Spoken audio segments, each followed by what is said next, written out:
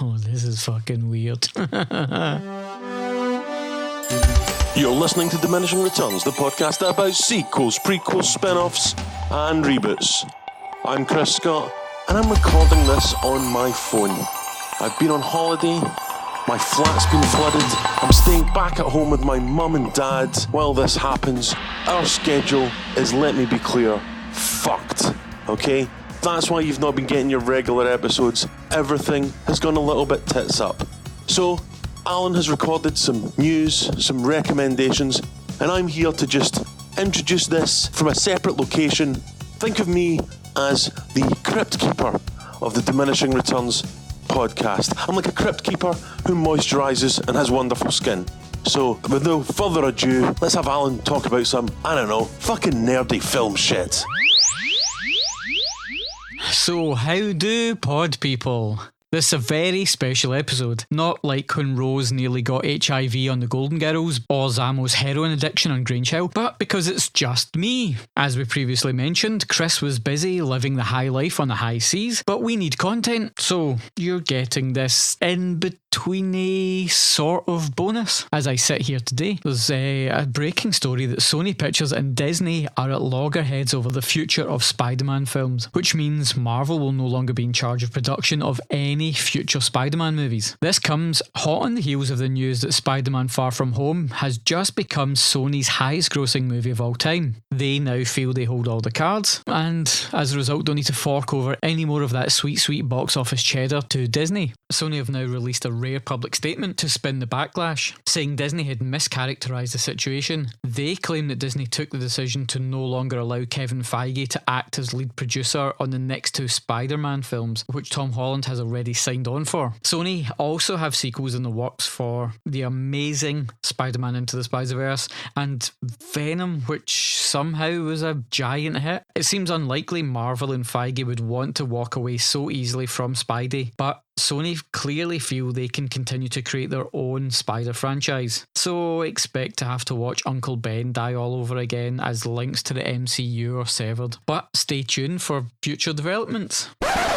Ooh, Chris here again. Wow, all this Spider-Man chat sounds really worrying. Definitely not just some corporations trying to get leverage over each other in their negotiations. Chris out.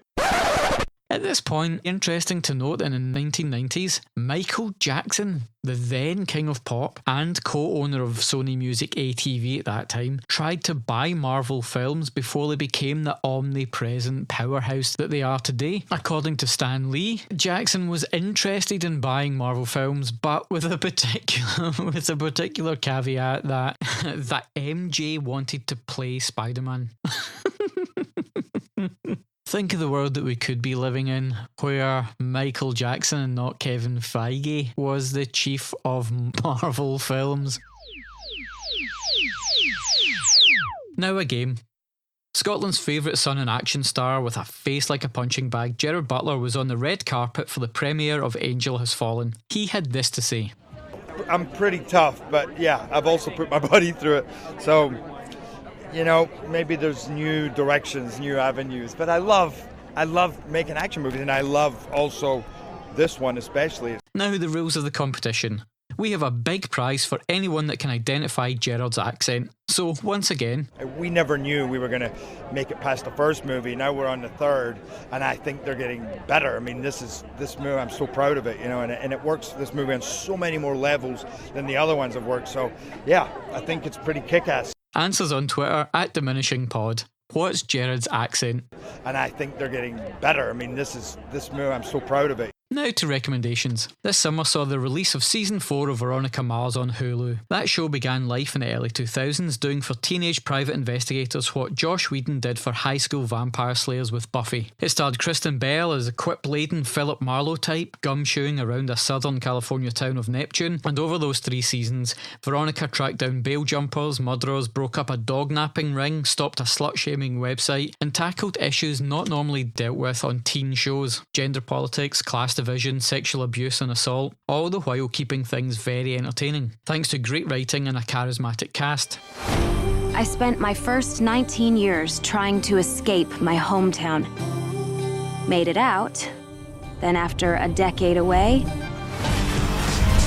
decided Neptune needed me, and I needed it. This new Hulu season is back to the best of the show's entire run. There's new depth to the characters, maturity with the material, and a return to the original LA noir feel of the show. It's not yet aired on a platform in the UK, but you're resourceful, you can find it. Or, until it hits these shores, go back and revisit the best teen detective show ever. Unless Lancelot Link was a teenager. Anyway, apologies for this truncated episode, the absence of my co-host, and the lack of sexual swear words, but we will be back with our next franchise episode, hopefully on schedule. Now that the summer's out of the way, we should be back on track. Keep us in your feed. Please like, review and subscribe wherever you get your podcasts. We're available everywhere. Please follow us on Twitter. You can find us at Diminishing Pod on Twitter, Diminishing Returns Podcast on Facebook. We're on Instagram, again at Diminishing Pod. But it's most important to us as an independent podcast that you tell your friends that they can find us wherever they listen to podcasts, particularly Spotify. Spread the word, link them to the show, and it means a great deal to us that the people that are listening are getting behind the show. Please continue to do that good work. We love you for it. And with that, we'll see you next time. Thanks, guys. Wow, Alan did talk about some nerdy film shit and some nerdy TV shit in that recommendations. My recommendations? My recommendations are going on holiday and then ended up living with your mum and dad again. I haven't made dinner for about 3 weeks. It's fantastic. Anyway, once our schedules realign, we'll be back with more regular episodes. All that's left for me to say is thanks, guys and ghouls. And please remember to subscribe. Thanks. Bye.